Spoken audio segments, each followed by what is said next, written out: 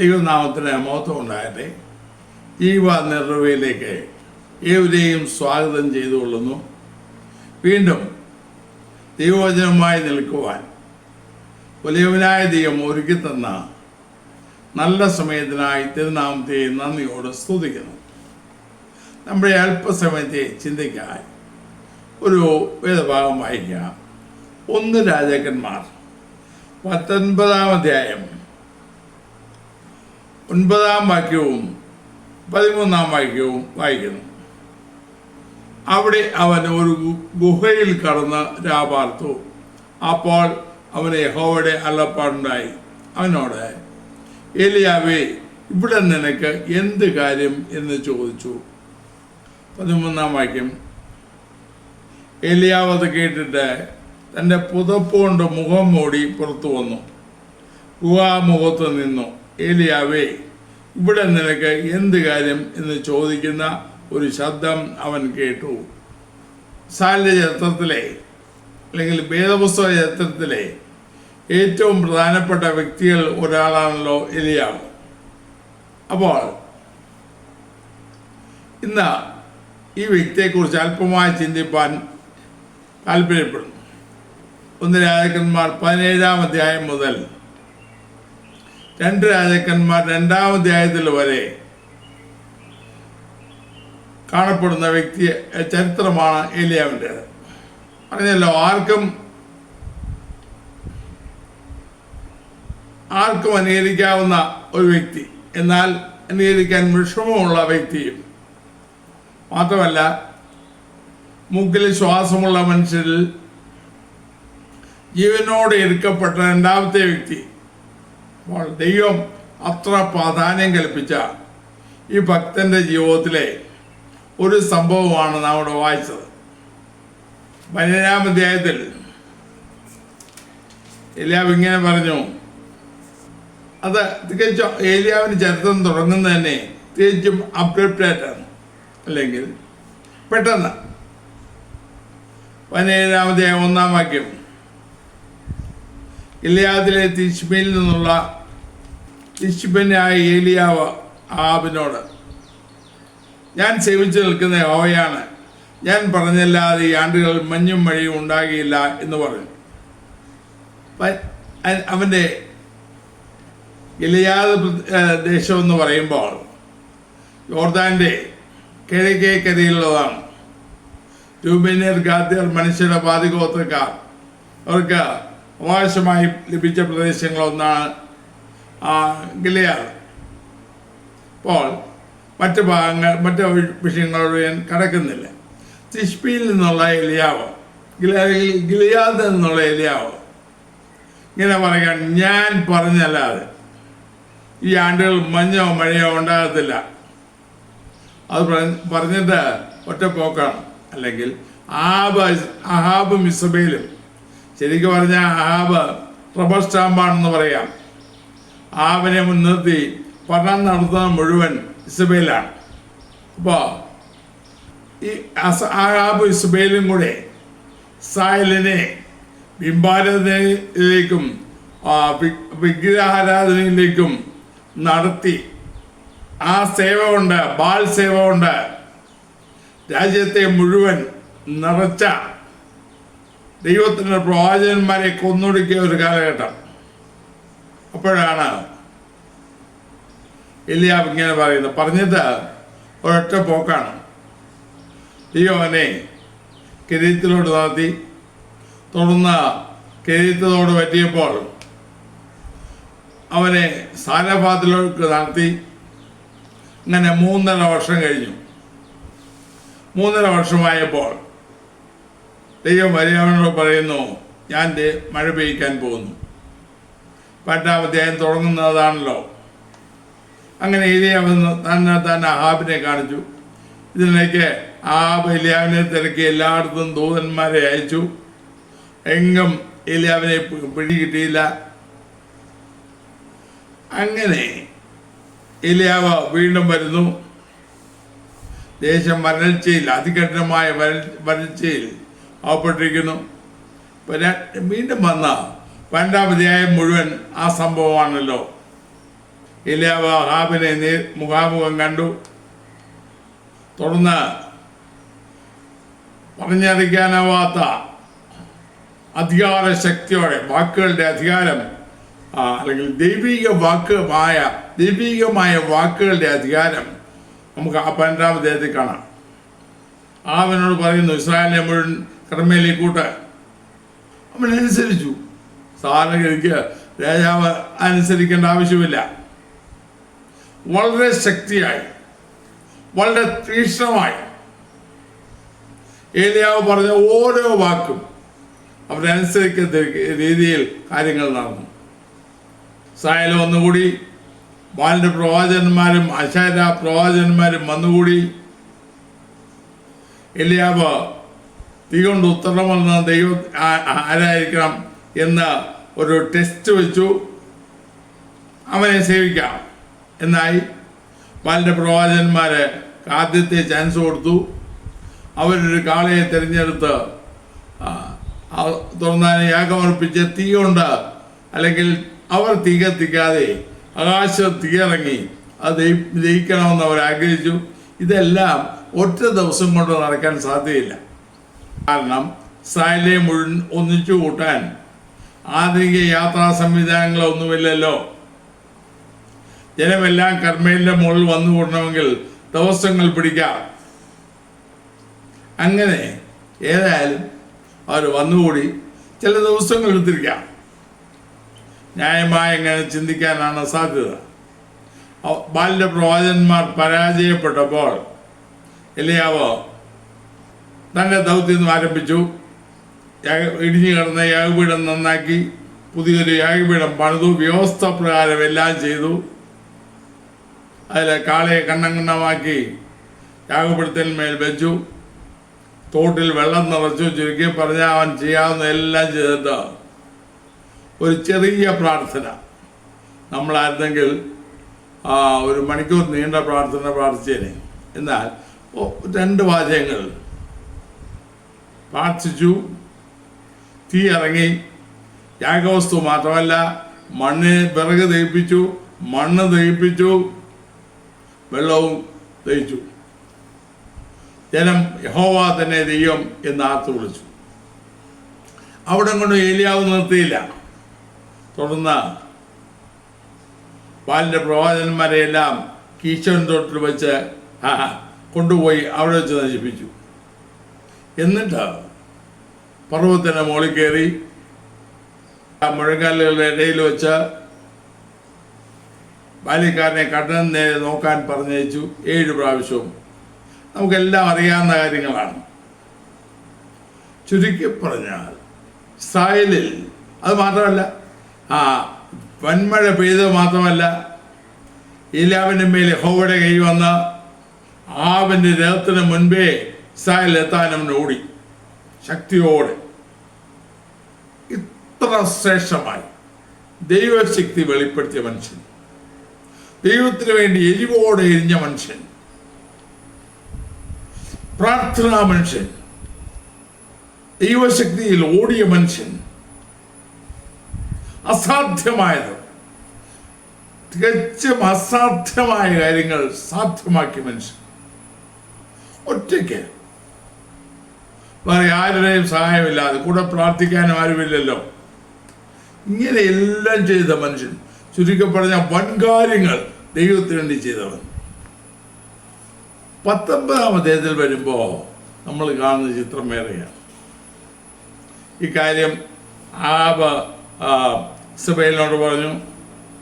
ഇസബേൽ തടഞ്ഞുടനെ ഒരാളെ വിളിച്ച്, ഒരു പ്രത്യേകനെ വിളിച്ച് അവനോട് ഒരു ദൂത് ഏലിയാവിനെ അറിയിക്കാൻ പറഞ്ഞയച്ചു. നീ എന്നവനോട് പറ, 24 മണിക്കൂറിനുള്ളിൽ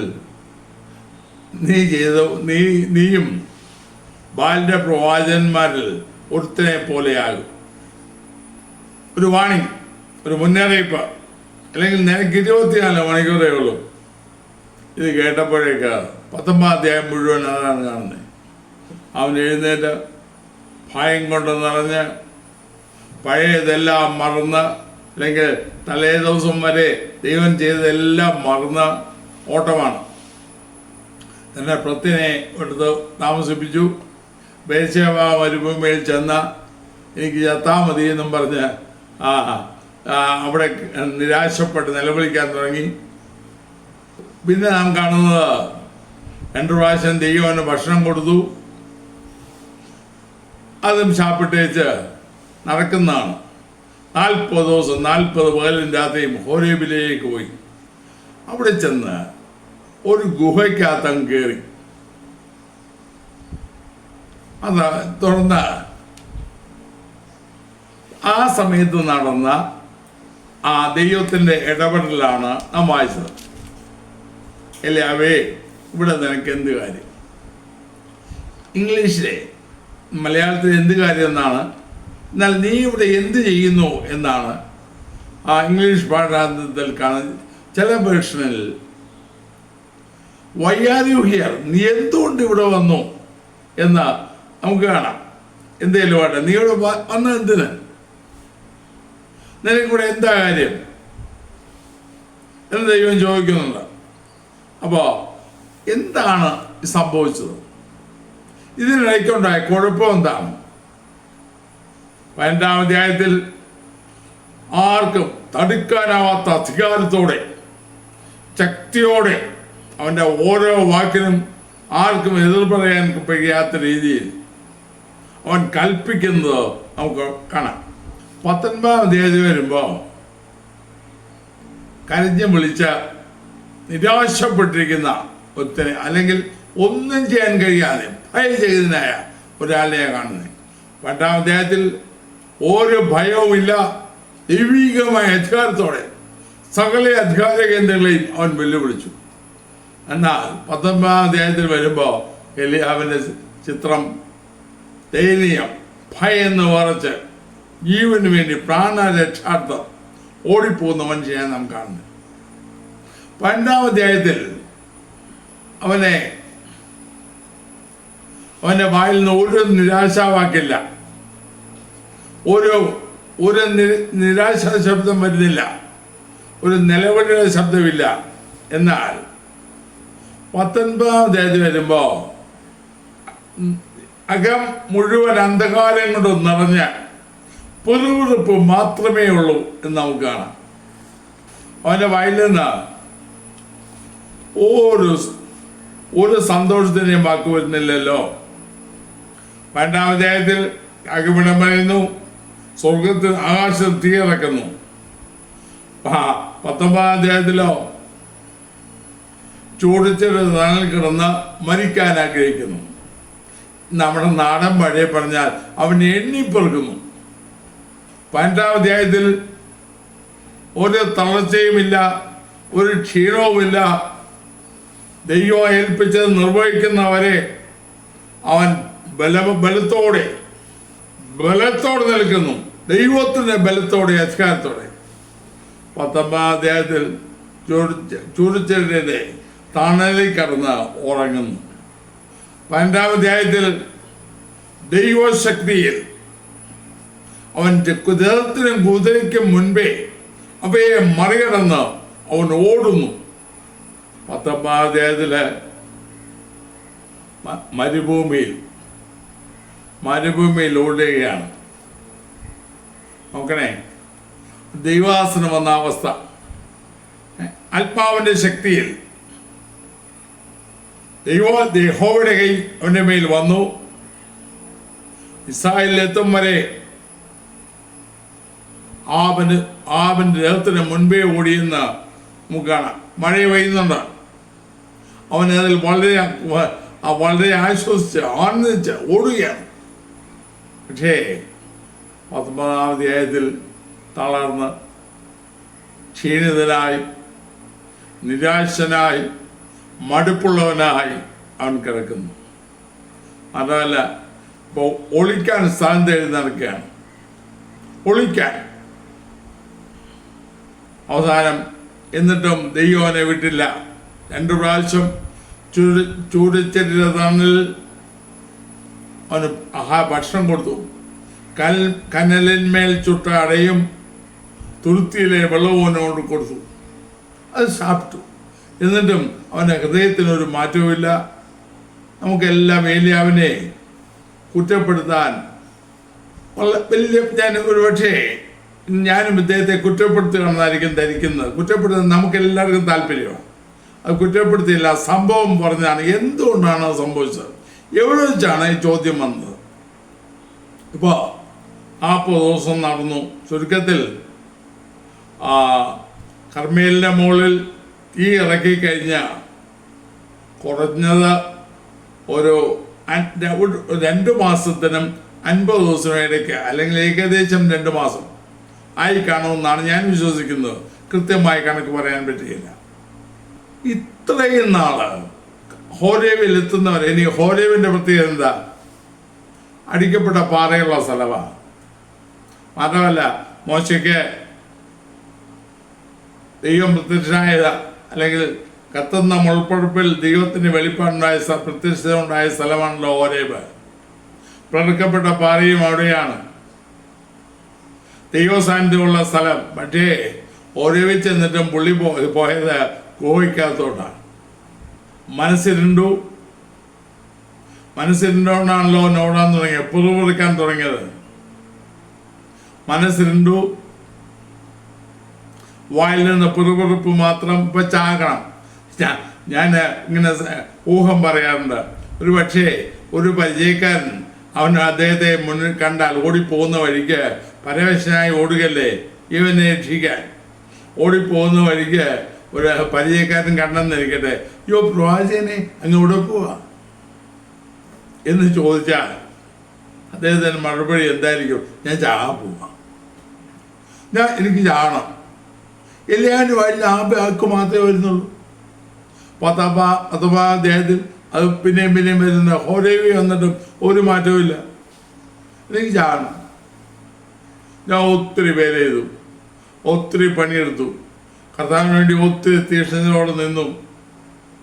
പറയുന്നതാണല്ലോ, ഞാൻ തീക്ഷ്ണതയോടെ 19 4 വാക്യം, മരുഭൂമിയിൽ തന്നെ ഒരു ദിവസം വഴി നടന്നു.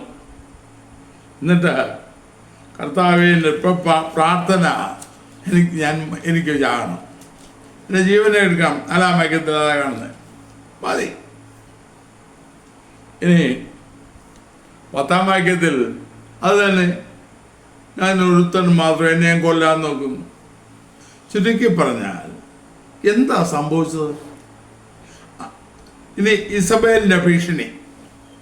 ആബ് അവിടുന്ന് കർമ്മേലിൻ്റെ മുകളിൽ നിന്ന് വന്ന് ഇസബേലിനോട് പറഞ്ഞു. ഇസബേലിനോട് പറഞ്ഞപ്പോൾ അവൾ സ്വാഭാവികമായിട്ട് ഒരു പട്ടാളക്കാരെ വിളിച്ച്, ആരെങ്കിലും അവൾക്ക് സ്വാധീനമുള്ള പടയാളിയെ വിളിച്ച് പോയി അവനെ കൊന്നേച്ചു പാടാ എന്ന് പറഞ്ഞാൽ മതി.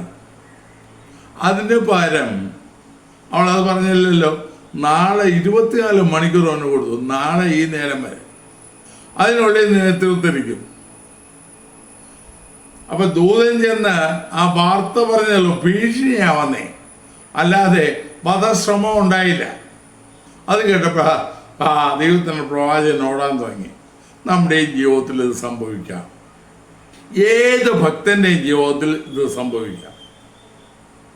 അതാ ദൈവം, നീ ഇവിടെ നിനക്ക് എന്ത് കാര്യം, അല്ലെങ്കിൽ നീ ഇവിടെ എന്ത് ചെയ്യുക എന്ന് ഹോരേബിലെ അവർ ഗുഹയിൽ അവൻ കയറിയപ്പോഴാണ് ഇവൻ ചോദിച്ചത്. അതുവരെ ഇടപെട്ടില്ല. എന്താണ് കാരണം? എന്തുകൊണ്ട് ഇങ്ങനെ സംഭവിച്ചു? ദൈവദാസന്മാരുടെ, ഭക്തന്മാരുടെ ഒക്കെ ജീവിതം നോക്കിയാൽ പലർക്കും ഇതുപോലുള്ള സാഹചര്യങ്ങൾ ഉണ്ടായിരിക്കാം. വീറോടെ നിന്ന, സത്യത്തിന് വേണ്ടി നൂർന്നു നിന്ന ധന്യരായ പലർക്കും ഇതുപോലെ അനുഭവം ഉണ്ടായിട്ടുണ്ട്. ഒരു പക്ഷേ നമ്മൾ പലരെയും എലിയാവിൻ്റെ സ്ഥാനത്ത് നോക്കിയാൽ ചെറുതോ വലോ അതിൽ ഏറ്റക്കുറിച്ചുള്ളവരുടെ അനുഭവങ്ങൾ നമുക്കും ഉണ്ടാകാം. എന്താ കാരണം? ഇസബേലിന്റെ ഭീഷണി വന്നപ്പോൾ പെട്ടെന്ന് ചില കാര്യങ്ങൾ മറന്നുപോയി, അല്ലെങ്കിൽ അന്ന് വരെ തന്നെ നടത്തിയ ദൈവത്തിൻ്റെ കരുതലൊക്കെ മറന്നു. മാത്രമല്ല, ഇംഗ്ലീഷിൽ സെൽഫ് പിറ്റി എന്ന് പറയും. സെൽഫ് പിറ്റി, സ്വയ ദുഃഖം എന്ന് വേണേൽ പറയാം. തന്നെ കുറിച്ചുള്ള ചിന്ത, കർത്താവ് വന്നുവരെ തന്നെ നടത്തിയ എല്ലാം മറന്നിട്ട് തന്നെ കുറിച്ചുള്ള ചിന്ത അതിലേക്ക് കയറി. അത് കയറി കഴിഞ്ഞാൽ പിന്നെ പിന്നെ നമ്മെ പിടിച്ചാൽ കിട്ടത്തില്ല. പിന്നെ എല്ലാം അവൻ പറയും, ഞാൻ ഞാൻ ഞാൻ ഞാൻ ഞാൻ വേല ചെയ്തു, ഞാൻ അധ്വാനിച്ചു, ഞാൻ പാടുപെട്ടു, ഞാൻ കഷ്ടപ്പെട്ടു, ഞാൻ അത് ചെയ്തു, ആ കർത്താവിന് വേണ്ടി ഞാൻ എന്നെ എല്ലാവരും ഒറ്റപ്പെടുത്തി ഇപ്പോൾ കൊൻ്റെ ജീവനും എടുക്കാൻ നോക്കുക. സ്വയം ദുഃഖം കൊണ്ട് അവൻ്റെ ഹൃദയം നിറഞ്ഞു. അതുകൊണ്ട് നമ്മുടെ ഹൃദയം നിറയുമ്പോൾ പറ്റുന്നതെന്നറിയാമോ? ദൈവം നടത്തിയ വഴികളെല്ലാം മറക്കും. സാലഭാത്തിൽ അവനെ കിരീടത്തിൽ അവനെ പോറ്റിയത് അവൻ മറന്നു. സാലഭാത്തിൽ അവനെ 3 കൊല്ലത്തോളം ദൈവം പോഷിപ്പിച്ചത് അവൻ മറന്നു. വിധവയുടെ മകനെ ഉയർത്തെഴുന്നേൽപ്പിക്കാൻ അവനെ സഹായിച്ചത് അവൻ മറന്നു. ഏലിയാവിനെ ആഹാബിനെ വെല്ലുവിളിക്കാൻ അവനെ നടത്തിയത് അവൻ മറന്നു.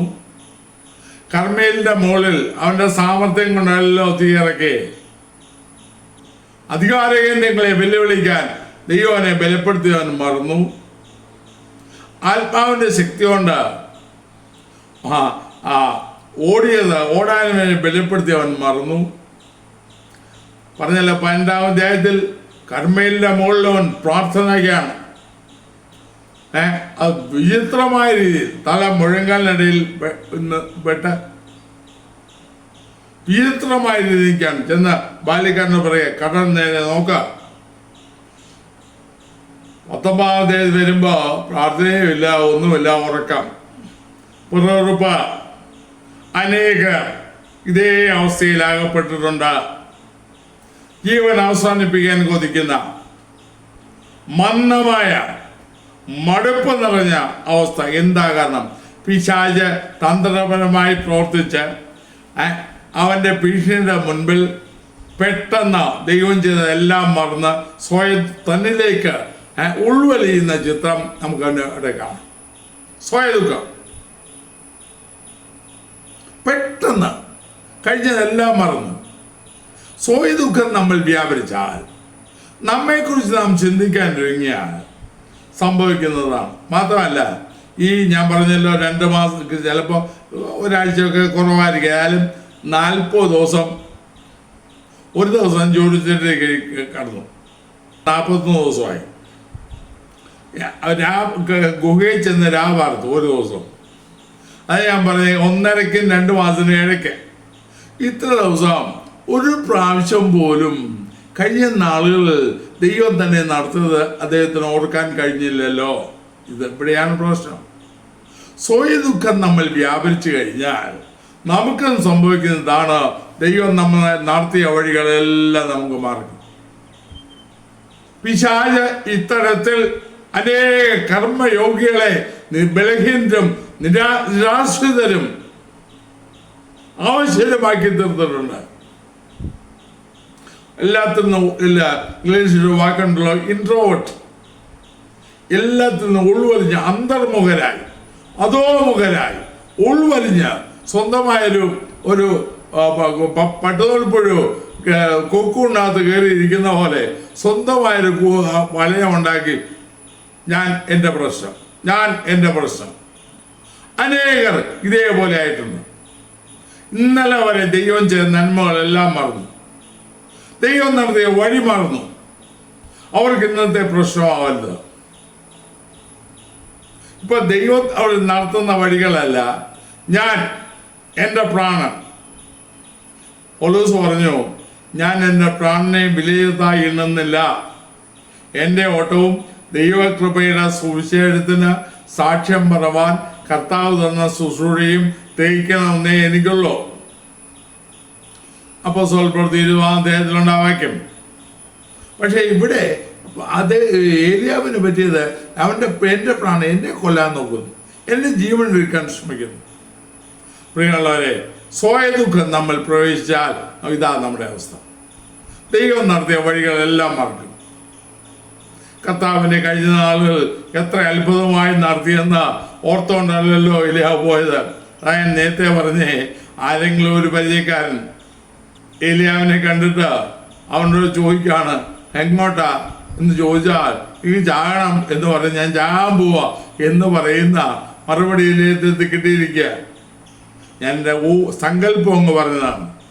കാരണം പോകുന്ന വഴിയിലെല്ലാം ഉള്ളിൽ പിറുപിറുപ്പാണ്, ഉള്ളിൽ ആവലാതിയാണ്, പരാതിയാണ്. നല്ലൊരു ശതമാനം വിശ്വാസികളും ഇന്ന് ഇങ്ങനെയല്ലേ ജീവിക്കുന്നത്. വിശ്വാസികൾ എന്ന് പറയും, എന്നാൽ ദൈവത്തെക്കുറിച്ച് അവർക്ക് ഉള്ളിൽ പിറുപിറുപ്പും പരാതി വിദ്വേഷം. അവരങ്ങനെ ചെയ്തു, എന്നോട് ഇവരിങ്ങനെ ചെയ്തു എന്ന് പറഞ്ഞ് ആ ലോകത്തിലെ മനുഷ്യർ എന്ത് ചെയ്താലും അതിൻ്റെ കേടെല്ലാം തീർക്കുന്നത് ദൈവത്തോട്. ഇസബേൽ അപേക്ഷപ്പെടുത്തിയേ, പക്ഷേ അതിൻ്റെ രക്ഷ മുഴുവൻ ഏലിയാവ് തീർത്തത് ദൈവത്തോടാണ്. അതുകൊണ്ട് ദൈവത്തിനല്ല നഷ്ടം, അവൻ തന്നെയായിരുന്നു. നോക്കണം, 40 ഏതായാലും ദൈവത്തിൻ്റെ കരുണയിൽ ദൈവനെ കൈവിട്ടില്ല. വേറെ കാര്യം, പ്രിയമുള്ളവരെ, പലപ്പോഴും നമുക്കും ഇങ്ങനെയാണ്. അനേക സന്ദർഭങ്ങൾ എന്നെ ഏലിയാവ് ചെയ്ത പോലും ഞാൻ ചെയ്തില്ല, കർത്താവിന് വേണ്ടി ഞാൻ ഒന്നും ആയില്ല. എന്നാലും പലപ്പോഴും എൻ്റെ ജീവിതത്തിൽ ഇതേ സാഹചര്യങ്ങൾ ഉണ്ടായിട്ടുണ്ട്.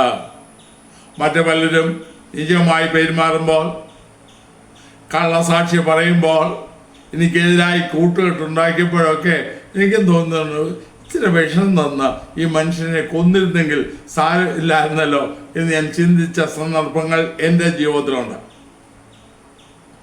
അങ്ങനെയെങ്കിൽ അനേക ഭക്തന്മാർക്കുണ്ടാകും.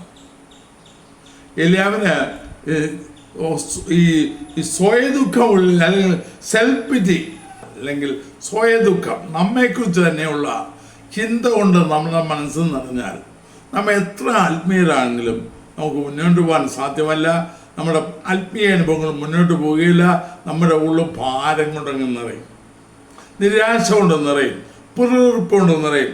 പറഞ്ഞല്ലോ, 3-4 പ്രാവശ്യം ഏലിയാവിൻ്റെ സംസാരം കാണുന്നത്, ഞാൻ കർത്താവിന് വേണ്ടി വളരെ ശുഷ്കാന്തിച്ചിരിക്കുന്നു, വളരെ അധ്വാനിച്ചു, വളരെ പ്രവർത്തിച്ചു, അവരെല്ലാം കുഴപ്പമുണ്ടാക്കി, ഞാൻ ഒരുത്തൻ മാത്രമേ ഉള്ളൂ, എന്നെയും കൊല്ലാൻ നോക്കുക എന്ന്. കാരണം ഈ സ്വയകേന്ദ്രീകൃതമായി മാറി. എന്താ പൗലോസിൻ്റെ ഒരു അനുഭവം, ഒരു വാക്യം പറഞ്ഞത്, എൻ്റെ പ്രാണനെയും വിലയിരുത്താൻ എണ്ണുന്നില്ല, എനിക്കത് വിലയിരുത്താല്ല, ആദ്യം മരിച്ചോട്ടെ.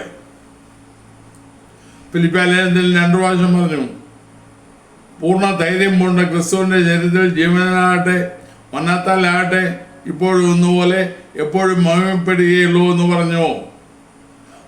മറ്റൊന്നുകൂടെ പറഞ്ഞു, ഒന്ന് ഞാൻ ചെയ്യുന്നു, പിമ്പുള്ളത് മറന്നും മുമ്പുള്ളത് ആഞ്ഞും കൊണ്ട് ക്രിസ്തുയേശുവിൽ ദൈവത്തിൻ്റെ പരമവിളിയുടെ വിരുദ്ധനായി ലാക്കിലേക്ക് ഓടുന്നു. ചുരുക്കി പറഞ്ഞാൽ, ദൈവമക്കൾ ചെറുതോ വലുതോ ഉള്ള കാര്യങ്ങളുടെ മധ്യേ അന്ന് വരെ ദൈവം നടത്തിയ വിധങ്ങൾ മറന്നുപോയാൽ, നമ്മൾ സ്വയത്തിന് ഇടം കൊടുത്താൽ, സ്വയ നീതിക്കും സ്വയ ദുഃഖത്തിനും ഇടം കൊടുത്താൽ, നാം ആകെ പാളം തെറ്റും, നമ്മളെ ശുശ്രൂഷ പാളം തെറ്റും, ഫോക്കസ് തെറ്റിപ്പോവും. പിന്നെ എപ്പോഴും എണ്ണിപ്പോർക്കാനേ നമുക്ക് നേരമുള്ളൂ. നമ്മുടെ അനുഭവിക്കുന്ന കർഷകങ്ങളെ കുറിച്ച് എന്താ ഏലിയാവിന് വന്നത്? ഒരു ഭീഷണി. അവൻ ദൈവത്തിന് നടത്തിയ വഴികൾ മറന്ന് 3.5 കൊല്ലം അവനെ നടത്താൻ ദൈവത്തിന് കഴിഞ്ഞെങ്കിൽ, കടുമയിലെ മുകളിൽ സൂക്ഷിക്കാൻ ദൈവത്തിന് കഴിഞ്ഞെങ്കിൽ, അവിടുന്ന് ഇസ്രായേൽ എത്തുന്ന വരെ സൂക്ഷിക്കാൻ ദൈവത്തിന് കഴിഞ്ഞെങ്കിൽ, ഇസബേലിൻ്റെ ഒരു ഭീഷണിയെ സൂക്ഷിക്കാൻ ദൈവത്തിന് ഭീഷണിയിൽ അവനെ സൂക്ഷിക്കാൻ ദൈവത്തിന് കഴിയില്ലേ? അവിടെയാണ് ഏലിയാവിന് കുഴപ്പം പറ്റി. തന്നെ കുറിച്ചുള്ള ചിന്ത, ഈ ഭയപ്പെട്ടു ജീവരക്ഷിക്കായി ഓടാൻ തുടങ്ങി. പത്രോസ് പറഞ്ഞായിരുന്നോ, നിങ്ങളുടെ പ്രതിയോഗിയായ പിശാച് ആരെ പിഴുങ്ങണം തിരിഞ്ഞ് അലറുന്ന സമൂഹം ഒളിച്ചുറ്റി നടക്കുന്നു. ലോകത്തിൽ നിങ്ങൾക്കുള്ള സഹോദരവർഗത്തിന് അവ കഷ്ടപ്പാടുകൾ പെരുകി വരുന്നുവെന്നറിഞ്ഞ് വിശ്വാസത്തിൽ സ്ഥിരമുള്ളവരായി അവനോട് എതിർത്ത് നിൽപ്പിൻ. എപ്പോഴും സമയം സംഭവിക്കാം. അപ്പോൾ രാജകന്മാരുടെ പുസ്തകം 12-ാം അധ്യായവും 19-ാം അധ്യായം തമ്മിൽ എന്ത് വലിയ വ്യത്യാസമാണ്. അവസാനം അവനെ ഗുഹയിൽ നിറക്കാൻ ദൈവത്തിന് പാടുപെടേണ്ടി വന്നല്ലോ. ഒരു വിധത്തിലിറക്കി വെളി വന്നപ്പോൾ വേറൊരു പ്രശ്നമുണ്ട്. ഓം മൂടിയാ നിൽക്കുന്നത്. വെളിച്ചം പ്രകാശിക്കുമ്പോഴും നമ്മൾ മോഹം മൂടി നിന്നാൽ ആ വെളിച്ചം കൊണ്ട് നമുക്കൊരു പ്രയോജനമില്ലല്ലോ. മാത്രമല്ല ദൈവം എന്നെ യാതൊരു വിധത്തിലും ആശ്വസിപ്പിക്കുന്ന ഒരു വാക്കും പറഞ്ഞതും കാണുന്നില്ല. ഒരു ആശ്വാസ വാക്കും പറഞ്ഞില്ല. പൊന്നു മോനെ പോട്ടെ, സാരമില്ല, നിന്നെ ഞാൻ സൂക്ഷിക്കാം, ഒന്നും പറഞ്ഞില്ല. അവിടെ ദൈവം അവനോട് ഇടപെട്ടു. മോഹംമൂടി വെളി വന്നപ്പോഴും അവനെ പറയാനുള്ളത് പരാതികൾ പുതുക്കട്ട. ദൈവം 3 ദൗത്യം അവനെ ഏൽപ്പിച്ചു. സിറിയയിൽ അരാമില് രാജാവിനെ അഭിഷേകം ചെയ്യുക, ഇസ്രായേൽ യേഹൂവിനെ അഭിഷേകം ചെയ്യുക, അവന് പകരം പ്രവാചകനായി എലീശയെ അഭിഷേകം ചെയ്യുക. വന്ന വഴിക്ക് തിരിച്ചു പോക്കൂ. നീ എവിടുന്ന് വന്നോ അങ്ങോട്ട് തിരിച്ചു പോവാൻ. അപ്പോൾ മാത്രമല്ല ശ്രദ്ധിക്കേണ്ട വസ്തുത, പിന്നീട് 2 രാജാക്കന്മാർ 2-ാം അധ്യായത്തിൽ ജീവനോടെ എടുക്കപ്പെടുന്നവരെ ഇല്ല വീണ്ടും ശുശ്രൂഷ ചെയ്തു. വീണ്ടും ആഹാബിനെ വെല്ലുവിളിച്ചു. നാബോത്തിന്റെ വസ്തു കൈവശപ്പെടുത്താൻ പോയപ്പോൾ മുന്തിരിത്തോട്ടം അവനെ കൊന്ന് ചീരത്തോട്ടമാക്കാൻ ശ്രമിച്ചപ്പോൾ എലിയാവ് അവനെ നേരിട്ടു. നോക്കണം, അത് ഞാൻ പറഞ്ഞത്. പിന്നെ അവൻ ശുശ്രൂഷ ചെയ്തു. രാജാക്കന്മാരുടെ 2-ാം പുസ്തകം 1-ാം അധ്യായത്തിൽ അഹാബിന്റെ മോൻ വീണ് കിടന്നപ്പോ അവന്റെ ദൂതന്മാരെ എക്രോണിലേക്ക് പോകുന്ന സമയത്ത് എലിയാവ് അടുത്ത് ചെന്നു. എലിയാവ് അവരെ വെല്ലുവിളിച്ചു, ഇസ്രായേൽ ദൈവമില്ലാഞ്ഞോ എക്രോണിൽ ദൈവന്റെ അടുക്കൽ പോകുന്നത്? അപ്പൊ ഇവൻ മടങ്ങി പോകുന്നപ്പോൾ, അല്ലെങ്കിൽ ഹോരേവിൽ നിന്ന് ഇറങ്ങി അവിടുന്ന് ദൈവനെ മടക്കി കൊണ്ടുവന്നപ്പോൾ പിന്നെയും ശ്രേഷ്ഠമായി ശുശ്രൂഷ ചെയ്തു. മാത്രമല്ല രാജാക്കന്മാരെ 2 രാജാക്കന്മാർ 1-ാം അധ്യായത്തിൽ അവൻ പറയുന്നത് 150 അധിപതിമാരായ 2 സംഘത്തെ, അല്ലെങ്കിൽ ഒരു നേതാവും അവൻ്റെ 50 ആളുകളും അതടങ്ങിയ 2 സംഘത്തെ ദയിപ്പിച്ചു കളഞ്ഞല്ലോ.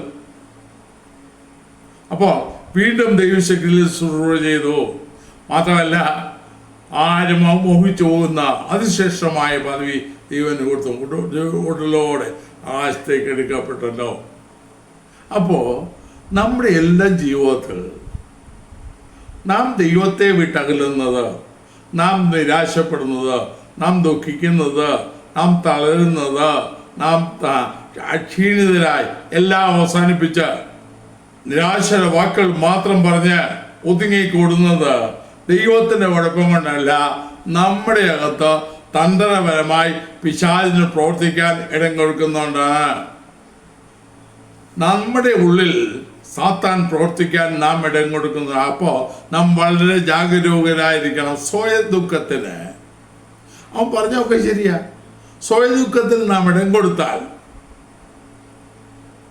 നമ്മുടെ കാര്യം ഇതുപോലെ തന്നെയാണ്. എത്ര വലിയ ശുശ്രൂഷകാരനായിരുന്നാലും നാളെ നാം ബലഹീനരും അശക്തരും അവിശ്വസ്തരും പുനരുറുപ്പുകാരും ആയി മാറും. അവൻ ദൈവത്തിന് മാറ്റം ഉണ്ടായിട്ടല്ല, ദൈവശക്തിക്ക് മാറ്റം ഉണ്ടായിട്ടല്ല, ദൈവിക വാഗ്ദത്തങ്ങൾക്ക് മാറ്റം ഉണ്ടായിട്ടല്ല. കുഴപ്പം നമ്മുടെ ഭാഗത്ത്. കാരണം നമ്മിലേക്ക് നാം മാറി, നമ്മുടെ ശ്രദ്ധ മാറി.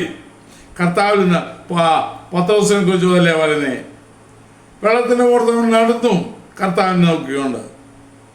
പിന്നെ അവൻ കാഴ്ച കണ്ട് പേടിച്ച് മുങ്ങി തുടങ്ങിയാൽ, ഏതായാലും അവൻ്റെ നല്ല കാര്യം ചെയ്തു. കർത്താവേ എന്നെ രക്ഷിക്കണമെന്ന് പറഞ്ഞു. കർത്താവിനെ പിടിച്ചു. കാഴ്ച കണ്ട് മാത്രമല്ല അവനത് സംഭവിച്ചത് കർത്താവിൽ നിന്ന് ദൂരെ ആയിരുന്നപ്പോഴല്ല, കയ്യെത്തും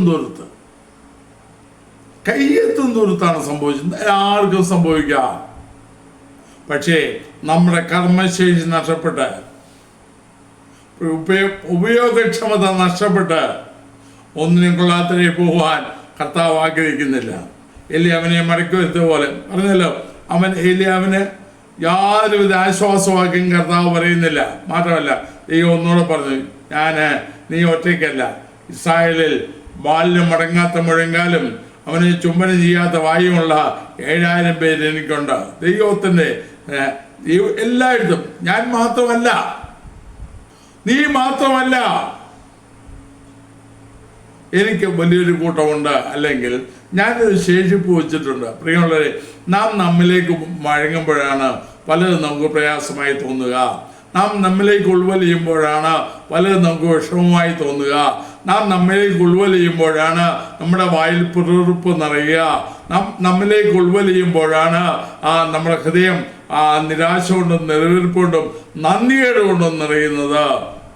ഇങ്ങനെ എന്ത് പറഞ്ഞു നമ്മുടെ കർമ്മശേഷി നയിക്കും. ഏലിയാവിനെ ആ സ്ഥിതിയിൽ അങ്ങ് വിട്ടിരുന്നെങ്കിൽ എന്തായിരുന്നു ഇതിനെ സ്ഥിതി? അല്ലെങ്കിൽ ഒരേവിൽ ചെന്ന് ഒരു ഗുഹയ്ക്കകത്ത് കയറി, ഗുഹയ്ക്കകത്ത് പ്രകാശമല്ലല്ലോ, അതാ പറഞ്ഞേ, ഇരുട്ടിലേക്ക് നമ്മിലേക്ക് ഉൾവലിഞ്ഞു പോയാൽ സംഭവിക്കുന്നത് ഈ അന്ധകാരത്തിലോട്ടാ പോകുന്നത്. അന്ധകാരത്തിൽ നിന്നും അന്ധകാരത്തിലേക്ക് ആകയാൽ ഇത് നമുക്കൊരു പാഠമായി ഉൾക്കൊണ്ട് ആ 19-ാം അധ്യായത്തിൽ ഏലിയാവിന് സംഭവിച്ച പോലുള്ള ഒരു സാഹചര്യം നമുക്കും സംഭവിക്കാൻ സാധ്യതയുണ്ട്. ഞാൻ പറഞ്ഞല്ലോ, ഏലിയാവ് ചെയ്ത പോലെ തികഞ്ഞു ഉറക്കി കാണത്തില്ല. പക്ഷേ വിശ്വാസത്തിൽ നാം നൂർന്നു നിൽക്കുന്നുവെങ്കിൽ നമ്മെ തളർത്താൻ പിശാച് സർവതന്ത്രവും പ്രയോഗിക്കും. എൻ്റെ ജീവിതത്തിൽ നിരവധിയായിട്ടുണ്ടായിരുന്നു. ദൈവകൃപയില്ലായിരുന്നെങ്കിൽ എന്നേ ഞാൻ പോയേനെ, എന്നേ ഞാൻ നഷ്ടപ്പെട്ടു പോയേനെ. നിരവധി സംഭവങ്ങൾ എനിക്ക് പറയാനുണ്ട്. ദാവീദ് പറഞ്ഞ പോലെ എൻ്റെ കാൽ വഴുതെന്ന് പറഞ്ഞപ്പോൾ യഹോവേ നിന്റെ ദയ എന്നെ താങ്ങി. നമ്മുടെ കർത്താവ് മാറിയിട്ടില്ല.